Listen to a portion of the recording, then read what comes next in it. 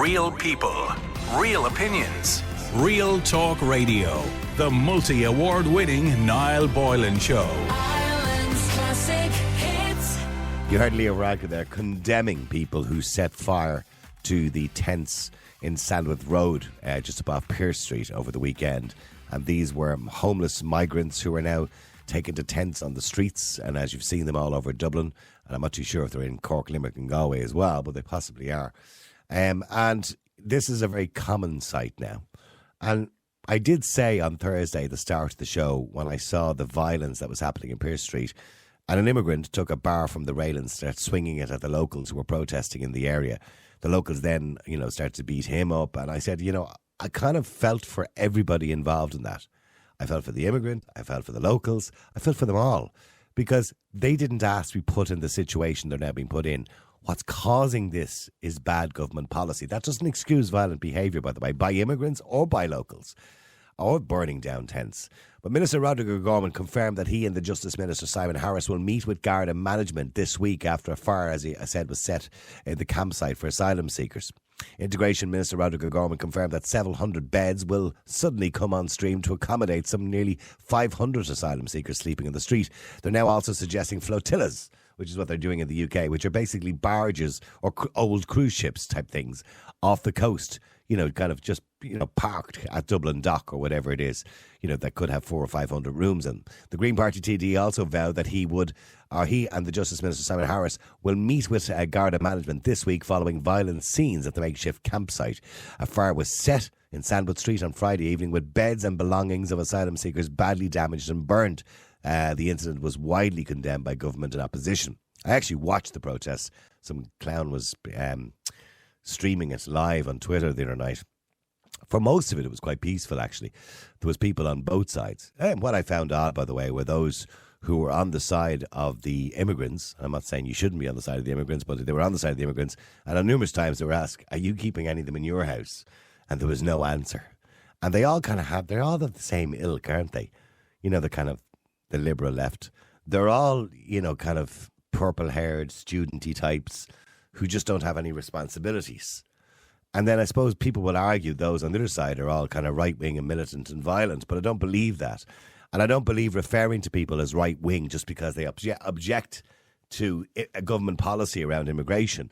I don't believe they're right-wing either. I believe they can be concerned citizens. There are clearly some that are extreme right-wing and violent, and they need to be condemned because that's not the way we sort things out.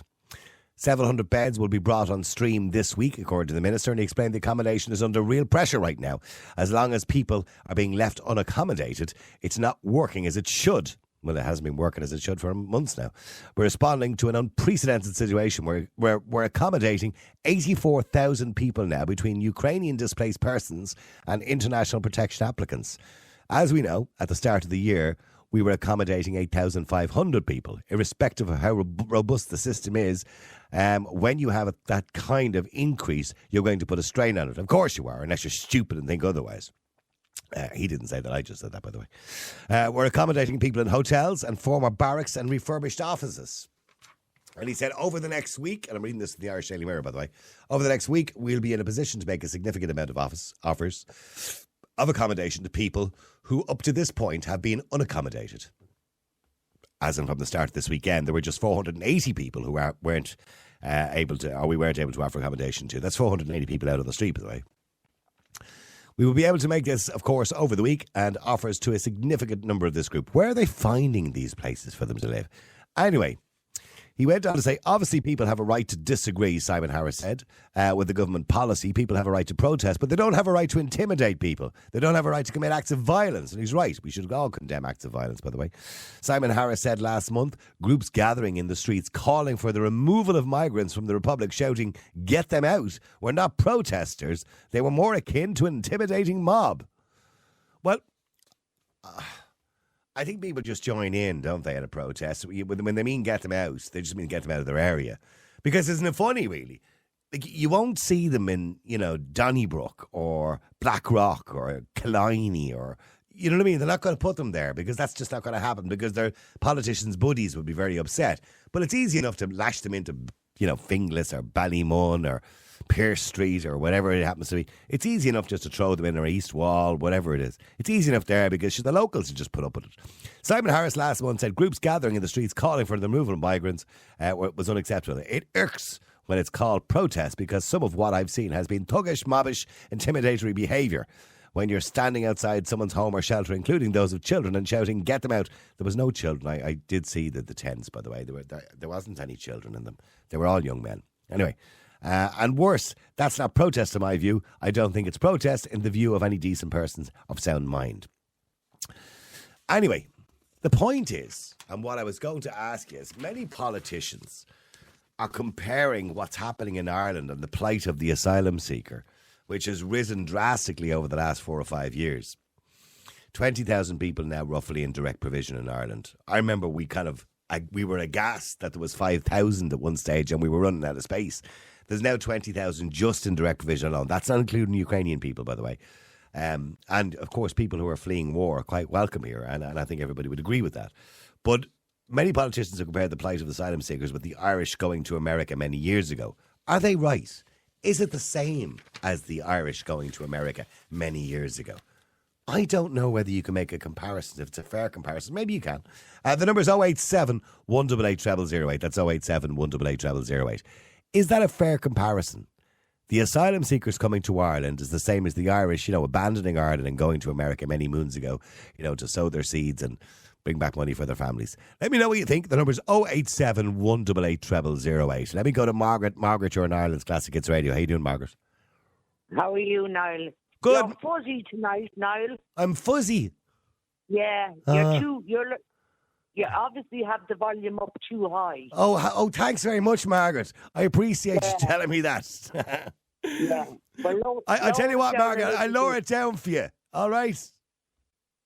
What you say? I said I'll lower it down for you. Uh, Margaret, just Yeah. what's the point you want to make? Go ahead. What's the point you want to make? Now, the point I'm making, Niall, is what happened at the weekend is disgusting. It is. Absolutely. Nobody in their sound mind could condone that type of behaviour. No.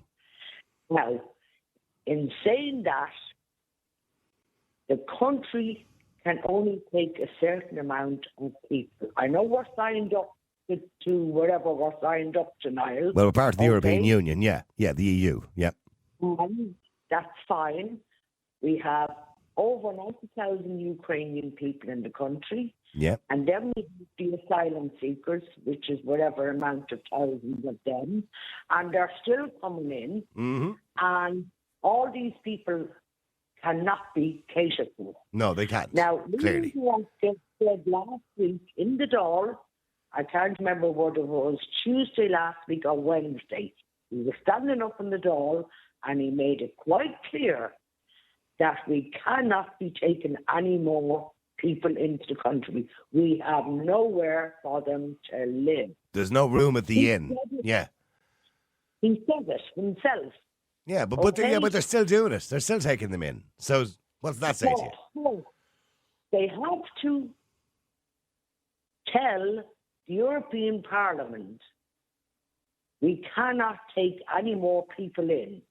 We have all these people that are living on the street.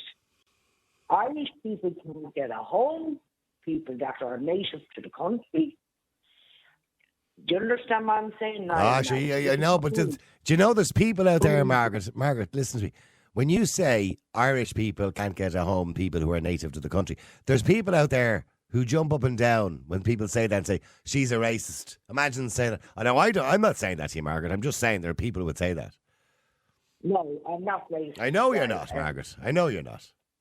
And what I'm saying is, for any person listening to me tonight, I am not a racist as far as I'm concerned, that everybody has a right to live Yeah. and let live. And a person has a right to come and live in this country and earn a living and behave themselves in the country. They're only a guest in the country. Yeah. That's all they Well, And when they'll argue they're coming here to be citizens, but go on, yeah. Go on. But even when they become citizens of Ireland, they still have to respect the country, because if you decided tomorrow morning, Niall, with your wife, that you are going to live in Dubai, right? Yeah. You have to respect the laws. Absolutely. And everything else. Oh, you'll be in jail if you don't. Yeah. You'd be thrown out your ear. Oh, you would. And if you want to go to America or Australia or New Zealand or any other country in the world, you must respect the law of that country. Yeah. And what's happening in this country, Niall, is that there are people coming in and they're more than welcome. Yeah. And they need to place. Well, it depends on who they are. Some of them are more than welcome. Some of them are not. Some of them are chancers. Yeah. The thing is that if you go to Dubai or you go to Australia, New Zealand, Canada, wherever, any of those countries, you are vetted. But you have heard, obviously, now leaving aside Ukrainian refugees, people seeking international protection or asylum. You know, the report, I think it was in the Irish Times recently, or the Sunday Business Post, I can't remember which one it was, suggested that 85% of them don't even have a passport getting off the plane. Yeah, but you know, Niall. So how can you vet people when they don't even have identification? It's very hard to do that, isn't it? I'm assuming they're trying their best. What? Is that if you remember going back to the protest, you remember the protest, Niall, on Grafton Street? Yes. Remember that? Which protest was that? Huh? Which protest are you talking about, Margaret? The protest and the fella fired the Halloween rocket at the police.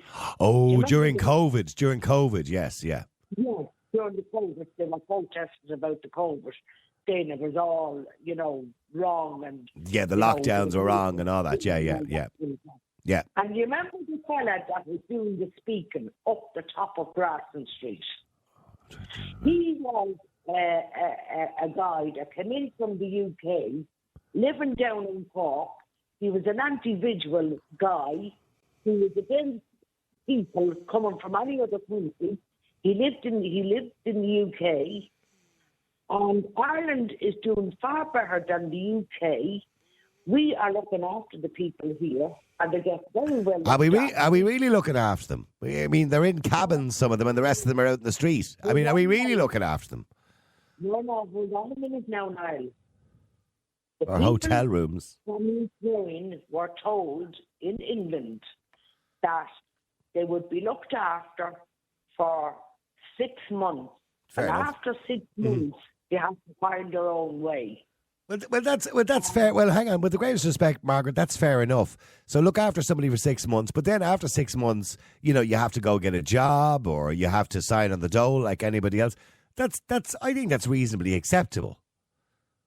Well, I mean, we can't look after people financially forever. But you see, there's not enough houses. This is the problem. And but hang on now, Margaret. With respect, I want to be fair to everybody in this conversation, right? When you say there's not enough houses, there's not enough houses for everybody. Don't mind people coming into the country, people who lived here and were born here. There's not enough houses for them either. So everybody, unfortunately, is fighting for the one piece of bread. Do you understand what I'm saying? But Niall, what I'm saying is we cannot take everybody in from all over the bloody world. This is the problem.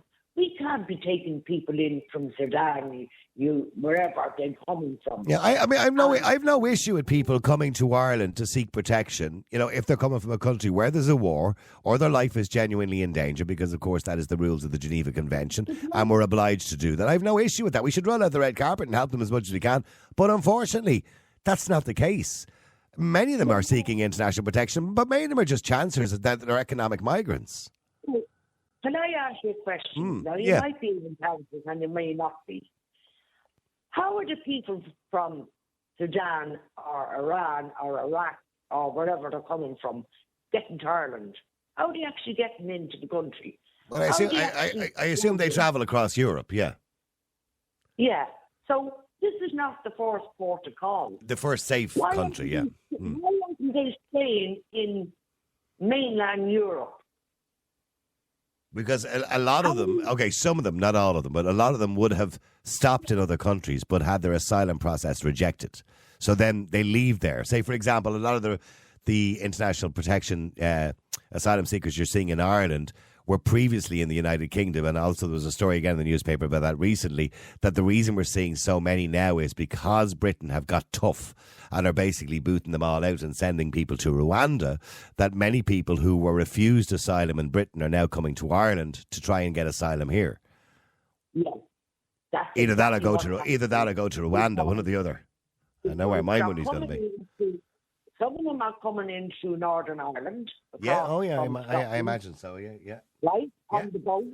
And then they're getting the train down. Yeah. Or they're getting a bus down from Belfast into Dublin. Yep. Some of them are coming in at Dunleary. Some of them are coming in from No, but they're coming from all different. They're coming all different angles and all different ways. Of course, people will find a way. Some of them are coming in from Westford. Yeah. Okay. And so is it, Margaret, the point is, I mean, I know people are upset and I know people are protesting and people have a right to protest as long as they're not violent and don't condone violence. But do you believe that we've got to a point now where the government need to say, stop?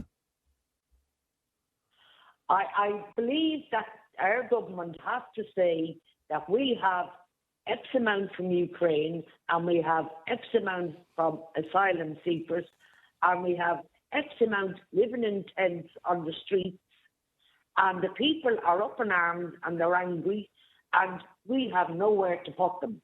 Okay, we'll stay there for a second. Let me go to Ross as well. Margaret, stay with me for a second. Okay, yeah. Ross, you're on Ireland's Classic Hits Radio. How you doing, Ross? Hi, Niall. Hi, Margaret. Okay, go ahead, Ross. Come here. The government now, Leo and Roderick put out a tweet to how many countries all over the world come to Ireland during COVID, at the end of COVID. Yeah, there was a tweet in a few different languages or something, wasn't there? Yeah. Languages. Yeah. And he's inviting all these people in. Well, he's not personally inviting them in. I mean, look, many of them were coming here anyway. I mean, you can't just blame them all on him. Yeah. Well, you could blame them on Irish hospitality, I suppose. You know what I mean? The fact that, word gets around. If you're coming from a country to Ireland and you're being put up in a hotel, for example, in the earlier point of this where there was accommodation, you're probably going to be in touch with your mates back in whatever country it is and say, listen, lads, come to Ireland. I was in England already, didn't have much luck there, but I'm in Ireland now. I'm living in a hotel. It's grand for the moment, So, yeah, word gets out. Jump on the gravy train. But now, as regards these tents being set on fire, like, Niall, unless you've been living under a rock for the last 20 years, homeless people have had their tents set on fire long before. That doesn't make it right. That doesn't make it right. No, I'm not saying it makes it right, but now it's a big publicity thing. It was never. No.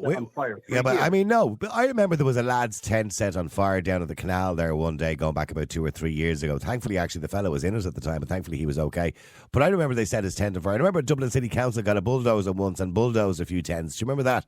And there was murder over it. We were talking about it. It was all over the radio. It was everywhere.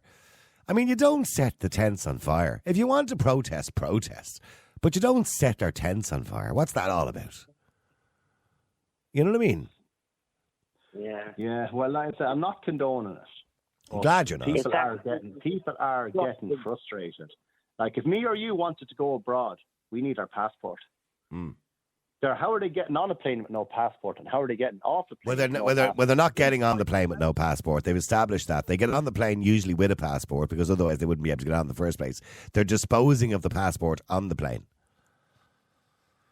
Probably down the jacks. Yeah, good luck. Send them back.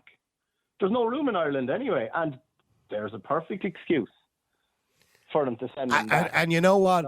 A lot of people would agree with you, Ross. But here's the thing, right? There are some genuine cases amongst those who might be chancing their arms, amongst those who are economic migrants. There are those who are genuinely fleeing from persecution, who are genuinely fleeing from a country where their life is genuinely in danger if they go back. So there are some genuine cases. Have you no humanitarian bone in your body? I do, of course. And to be honest with you, we've absolutely no troublemaker. I'm from Waterford, and we have absolutely no troublemaker refugees down here, and they all are genuine down here, and they're all families. Mm-hmm.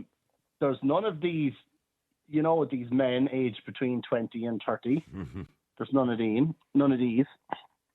There's no troublemakers, and there's been very little bother down in Waterford. And it must be all up in Dublin. But there are the genuine ones there. But it started with genuine Ukrainians coming in. Next thing then, there's plenty of video evidence. 3 and 4 buses pulling up, and nothing, only young men getting off it. Getting off them. And they're not Ukrainian. They're not Ukrainian. Yes, I've seen They're not Ukrainians. No. Of course I have a moral bone in my body. You know what I mean? But like all these young men, like, and you're saying there as well that genuine people. Okay, if these economic migrants are so genuine, why are they disposing of their passports on the plane if they're genuine? Because they know if they use their passports to get in, they won't get asylum. They won't be allowed to stay. Whereas if they claim they're from, they may be claiming they're from one country and they're actually from somewhere else. You know what I mean? If you come into Ireland and claim you're from the Ukraine or claim you're from Syria, well, then you've a better chance of not being booted out. But if you come into the Ukraine or into Ireland claiming you're from Algeria or Sudan or Nigeria, you most likely are going to you won't have the same opportunity because there's no war there. But that's the thing, you see. But unless you have a passport, good luck. Okay. There's no point in coming on and calling people, and I don't agree with the term far right and far left.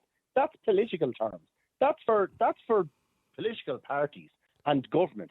Far right and far left, I hear that being used way too much by the likes of Roger O'Gorman and Leo. Well, I would agree with you. There's two different views and viewpoints in relation to immigration, and one of them is suggested to be negative and one is positive. And no matter what the negativity, it's always far right. Yeah, I get that. So, well, stay there for a second. Let me go. Hang on, Ross. Let me go to Patrick. Patrick, you're in Ireland's Classic Hits Radio. How you doing, Patrick? Greetings, all fellow patriots. Jesus. You know where we're going here. Go ahead, Patrick. Well, Niall, first of all, let's expel a few myths. As regards people coming in, it's very evident why people are coming in or destroying accidentally on purpose, losing their documents. Because as you just cited, a lot of these countries are not war-torn. Hence, their cases would be thrown out. Now, also, Niall, it's not beyond the wit of man. Now, Simon Harris alluded to this a few weeks ago, but I wouldn't believe the Hail Mary out of him either. But he said a certain Gardaí were going to be assigned to go to the airports of where these people boarded the plane, quite simple, Niall, to ascertain where they're from. And it's quite obvious the documentation, whether they left Brussels, Germany, Timbuktu, the record is there. They have to, just to establish for people, they must have documents to get in the plane because if they don't, the airline can be fined. Yeah. Correct. So, look, they'll probably make the excuse they haven't got the manpower. They said they were going to do it. They've no intention of doing it, Niall. Now, what this is actually, what is happening in this country is a state-sponsored invasion. Oh, please, Patrick. It's not an invasion. What are you talking about, an invasion? What else would you call it? And Mr. Simon Cole... I do call it people genuinely looking for help and support, and I do call it people who are chancing their arm to try because they're economic migrants. Niall, you want to word it whatever way you want to word it, but that's not the way I want to word it. Padre, can I ask you a question? Yeah, fire away. What happened in Pearse Street over the weekend? Do you condemn that? Do you condemn it? Weekend, yeah. Do you condemn it? Well, you know something? I didn't ask. Don't answer me question with another question. I will answer the question, but that was instigated by the migrants. That the guy picked up an iron bar and threatened the locals. Now let's not insult. No. And by the way, but hold on. Hang on. I did mention that at the start of the show. Don't be insulting my intelligence or the Irish people's intelligence just because you want to save your job. No, hold on, Patrick. No, hang on. I mentioned at the very start of the show that the incident in particular started with the migrant swinging the iron bar, right? Now, although it could be argued that he was intimidated by the protesters that were there in the first place. Either way, it shouldn't have happened, right? He shouldn't have swung an iron bar. And by the way, he got a hiding. all right, for doing that. But what I said also at the start of the show, Patrick, I feel sorry for everybody in this situation because the migrant, the protesters who live there locally, they've been put into this situation by bad government policy. They're all put in this situation. We're all human beings.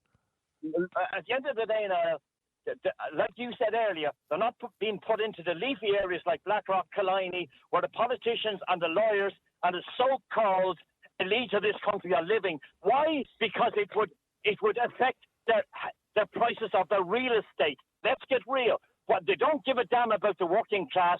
The working class people are deemed to be expendable. It's an absolute disgrace what's going on in this country. And as regards to the project, I'm going to play my ace card now, Niall. We are going to be the Irish people a minority by 2060. Well, I don't know if your calculation is correct. When you say Irish people, what you're suggesting to me is indigenous Irish people. You're not, because let's be clear about it. Many people who are coming to this country are going to stay here, get citizenship, and then they will be Irish. Niall, we are in big trouble here. We're a tiny country. Well, hang on, Patrick. You know, well, listen, like you, well, hang on. I want to say something. I'm going to agree with you to some degree, right? Like you, and like many people in Ireland who are a little bit older, maybe we're a bit more conservative, we find it very sad to see Irish culture changing. But here's the thing, Patrick, that I have to resign myself to at 59 years of age, is that that's the evolution of a society. And there's nothing I can do about it. There's nothing you can do about it. So if it's going to happen, let's make sure the transition is good, it's safe for everybody, and it works well. Now, what's happening at the moment, I won't disagree with you, is a mess. We've had this conversation several times. Multiculturalism cannot be reversed. It's irreversible. Any half-wit knows that. I understand, but there are some examples around the world. I know there's a lot of examples where it doesn't work because different cultures find it difficult to get on with each other, and I accept that. But there are examples around the world where multiculturalism has worked to some degree. But it's not, I mean, if you go to England, for example, right? Well, hang on, let me just finish what I'm going to say.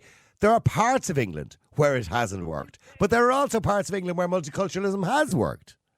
You can cut me off any day of the week, I don't care. I'm not cutting you off. Couldn't care less. Unless you say something mad racist. Good night. Oh, jeez, he's gone. Is he? By the way, Ross, can I just establish? I didn't cut him off. He hung up. All right.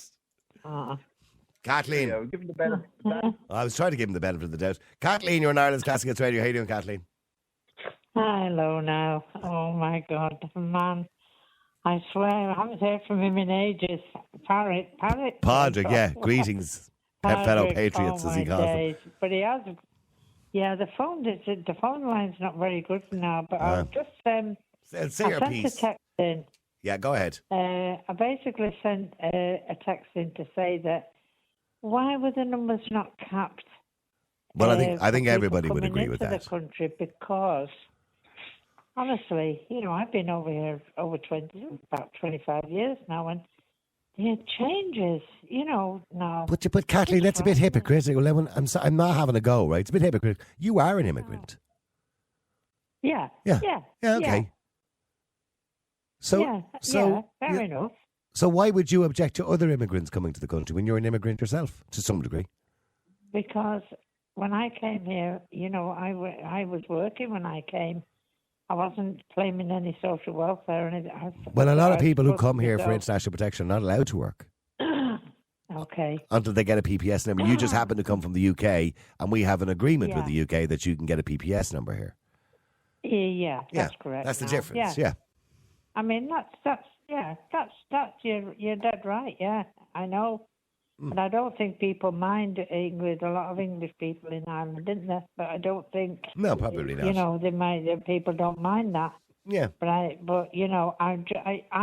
concern is that the country can't cope. You see it around the place now.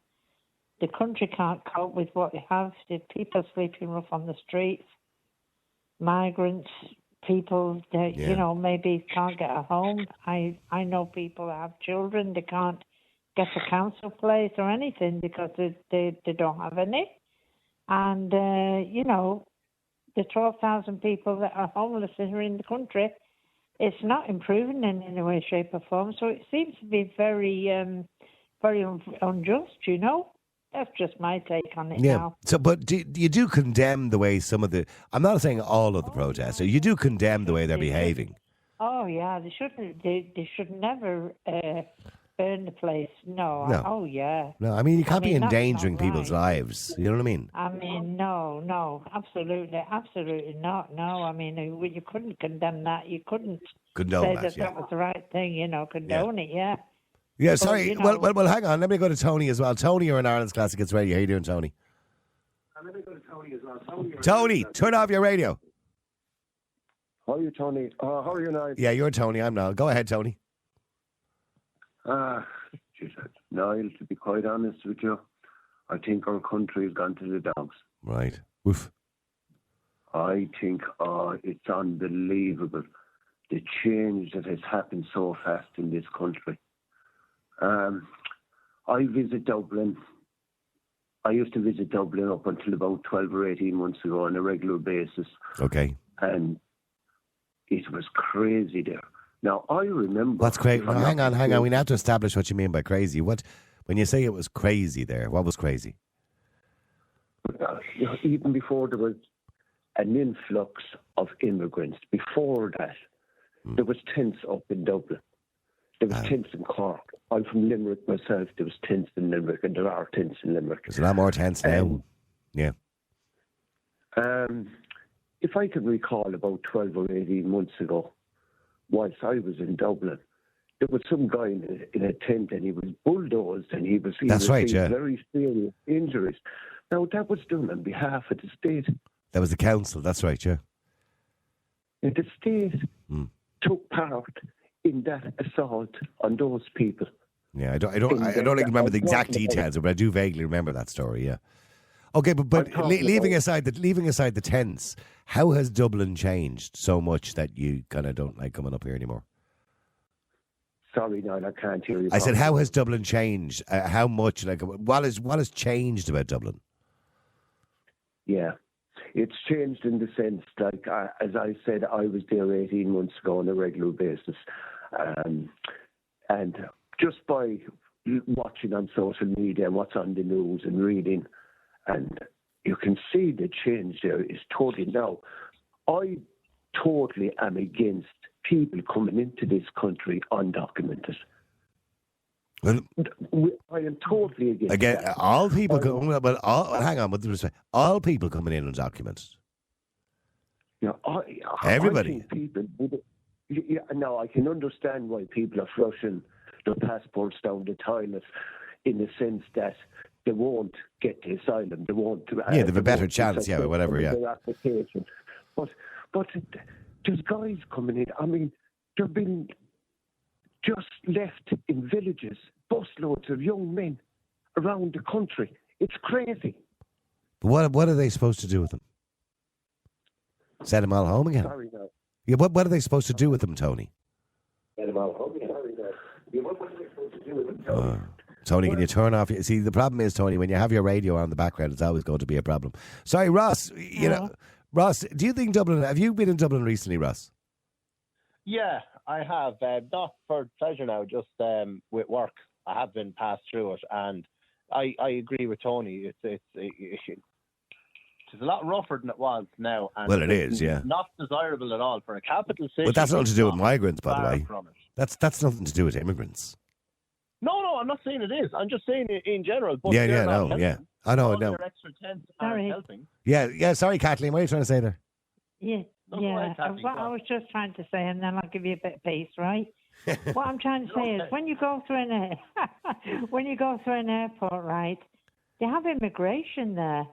Do the immigration people not have any control? Well, they don't, because if you arrive at immigration in Dublin Airport and you've no passport and you're coming from a country outside of the EU, all you have to do is say you're seeking asylum, and that's it. There's nothing they can do. They can't put you on a plane, just send you home again.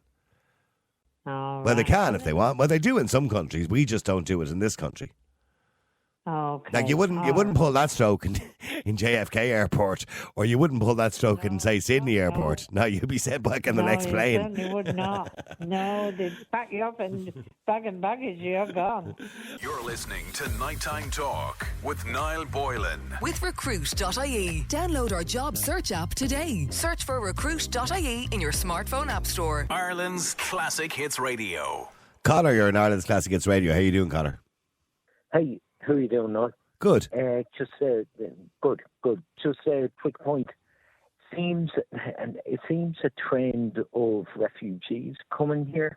It's like Syrian, Afghanistani, Horn of Africa, kind of at the moment Sudan. It seems to be all on the back of U.S. militarism, basically, or maybe you can call it Anglo-Saxon militarism. I wouldn't agree with that, but go on anyway. Sorry? I wouldn't necessarily agree with that, but go on. Some of the people, yes. Okay. No, but the fact now, I know we host or we have massive investment in U.S. foreign direct investment. Basically, that's the good side of U.S. Unfortunately, though, we have to take the bad side of the U.S. though. It's their activities around the world. I mean, that's just reality of it. You know. So this is the payoff, is it? Is this the payoff? Is that what you're saying? For what we get, so this is the benefits we get from the United States is the investment in Ireland. With all the big foreign and tech companies and everything else. But the downside is the damage they've done around the world, we're picking up the pieces, is what you're saying to me. Yeah. But I mean, unfortunately... I'm Connor, I don't necessarily agree with you because a lot of the countries people are coming from has nothing to do with the invasions by US or by, wars by started by US or oil sought by US. But I wouldn't say all of the countries, some of them, yeah. Okay, but I mean, if you go to the countries now, Afghanistan, what happened there? Syria, what happened there? All the Horn of Africa, what happened there? Mm-hmm. I mean, come on. No, I know, don't get me wrong. A lot of these places, I wouldn't like to live there myself. You know what I mean? But we can't, I suppose the argument is Ireland is a small country, both, geographically and economically. We're a small country. We can't take on the problems of the world. There are other countries better equipped to do that. Absolutely not. And I don't believe we should have that responsibility either, by the way. Well, unfortunately, I know what was our corporate tax rate there, like 26 or what's it they're talking about? Our tax take last year, I think, was 64 billion. 64 billion, yeah, I think. Yeah, from US foreign direct investment. I mean, unfortunately, I have to take the go with the bad. I mean, that's just reality. Okay, well, what do you say to people who are protesting? Who are saying, we've had enough. We can't take any more. What do you say to those people? Sorry. What do you say to the people who are out protesting who say we can't take any more? Yeah, it's a real difficult situation now. I mean, if we do refuse to coincide with the European Union, hence US policy, and where does that leave us? Will Google start pulling out? Will all these jobs keep on? I don't think the tech companies like Google and YouTube and all the big tech companies that are here in Ireland, PayPal and all the rest of them, Twitter. I don't think they're going to turn around and say, "Oh, well, if you don't let refugees in the country, we're going to pull out." That's nonsense. Oh no, but but not as extreme as that. But I mean, we do have to roll in with. We do, yeah. But we've done. Do you not think, Connor, that people are maybe right that we've done our bit? That there's, per head of population, we've probably taken in more refugees, both Ukrainian and people seeking international protection, than any other country. Per head of population.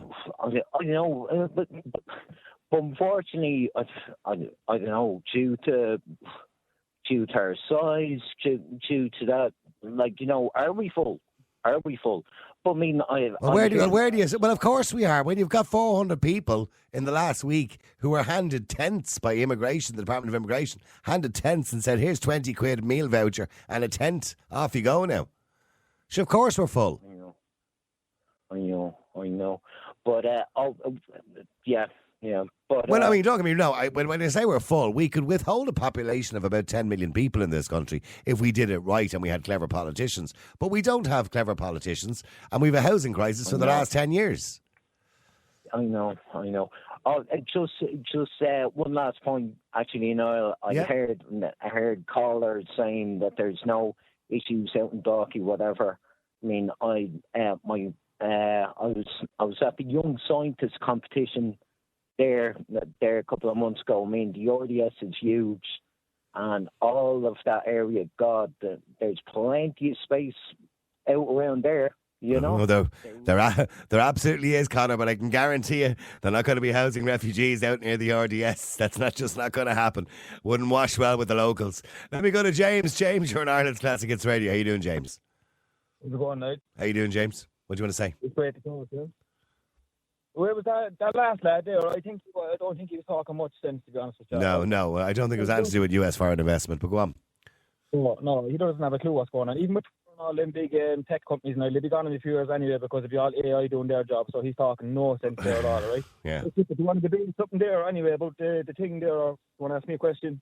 Oh, yeah, sorry. I suppose what I was asking was politicians are saying what's happening in Ireland is what the Irish did many years ago in America, which is heading off, and for a better life. It can't even be said in the same sentence to what the Irish done years ago in America, right? We all went there with nothing on our backs. We went there by to build stuff for everything, right? We didn't go there to jump on their backs and live off them and do things the easy way. Like, we done it the hard way years ago, so there's no comparison there at all, in my opinion, all right? Mm-hmm. Yeah, no, there isn't a comparison, no. It's a different situation. And by the way, can I point out, now I know there wasn't really a social welfare system in those days, probably in most countries, but the Irish people didn't go there expecting everything to be given to them for free. They weren't. The Irish weren't looking on Facebook back then saying, Ireland, we get to America, we're made. Get to Ireland, get to America. No, they weren't. But anyway, do you want to ask me a couple of sensible questions about what you want? I'm asking you sensible questions. Well, do you condemn the behaviour of Irish people in Pearse Street, for example, who set fire to the tents? To be honest with you, have you watched all the videos, Niall? No, but hang on. I'm not asking. I've asked you a simple question. Do you condemn them burning the tents? Sorry, right? You see? No, everyone out there. No, answer that question, James. Do you condemn them burning the tents? Was there anybody in the tents when they burned hold on a second. No. That's not what I asked you. Do you condemn them burning the tents? It's an act of violence. I don't condone violence. I don't condone violence. Well, then condemn it. Well, then just condemn it, so. Listen to me. You know what I condemn? I condemn Irish people being dragged out of their homes by bailiffs because they fell behind their mortgage because they're trying their best and they're being screwed by the Irish government. That's what I don't agree with. Okay. Now, hang on. Now you're James. You've now entered into whataboutery. James, don't do that. You've gone into whataboutery now. What about this? What about? I'm asking you a simple question. The protesters that were out on Pearse Street the other night and set fire to the tents, condemn them. No, I condone violence, but what them lads done that night, I don't think that was wrong. You don't think it was wrong for them to set fire to the possessions and the tents belong to people who are homeless? The next day of the great job they done of cleaning up the area. I don't care about the great job that they cleaned up the area. That was lovely. That was nice of them to clean up the mess, wasn't it? Yeah, so you won't condemn the actions of people who decided to burn the belongings of homeless people. Niall, are you from that area? Am I from that area? No, we're not. I don't care where you're from. You don't have to be from the area to condemn it. But by the way, James, I don't condemn the right to protest. Of course they have a right to protest. They absolutely have a right to protest. But I don't condone them burning down the tents. All right. About the tents, they shouldn't have burned down the tents. Right, Grant. I'm glad we agree. I'm glad we have a bit of common ground now. All right. No, can we move on to the real point of the issue and never mind the tents? Because everyone is on about it. We're all working class people. No, the working class person in Ireland now is the poor person, man. You know what I mean? The Irish person is the worst off person at the moment, man. We're trying our best. We're working 5 days a week, putting hard shifts in by doing hard labour. with good jobs, Niall. These are good jobs, man. And we can't afford, Jack. You know, I have a friend of mine, he's a great job. His partner's a nurse. They can't get a mortgage enough to buy a house, and they're over the limit then to get to buy the house, the scheme, and all these things. Like, what are they supposed to do? Where are they supposed to go? No, I know. Look, it's not easy. I know. There are people in emergency accommodation now. Listen to me. Is there any illegal immigrant men, military-aged men, living by schools up by where Leo's living or where Mihal is living? Mihal was voted in the last time on the 6th count in his own area. No, that was Leo on the 6 counts. Yeah. When there you go, Leo. Yeah. One or the other. I'm sorry about that now, but going off track here. But it's the truth. Now, they weren't even voted. They were voted in because there was nobody else there, right? You know. I know. I understand. Well, all will be revealed in the next election. Leo might not even get voted in this time. You never know. And that's up to people if they want to democratically decide who the next government is going to be. Although I've predicted it already. It's going to be Fine Gael and Sinn Féin. Anyway, thank you, James. And James is right, by the way. You know, it is unfair that, you know, people are working hard and have very little money left in their pockets after all the taxes and everything they pay, or they find it difficult to get their own home. That's really unfair and it's wrong, you know. And there is money, a lot of money being spent. Now, the EU do give the Irish government money when it comes to immigration and housing refugees and all that kind of stuff. They do get money from the EU, but in saying that, not enough to cover it. So there's billions being spent. Billions of your taxpayers' money over the last God knows how many years. Housing people. But I suppose the argument is, you know, if people become citizens of Ireland and start to work, they start paying taxes. We may not get it back in this generation, but maybe their children will start working and paying taxes. And as I said before, Ireland can easily accommodate a population of probably 10 million people. That's the truth. But we've got to do it right. And we've got to do it with clever politicians, which is something we just don't possess in this country at the moment. Real people, real opinions. Real Talk Radio, the multi-award winning Niall Boylan Show.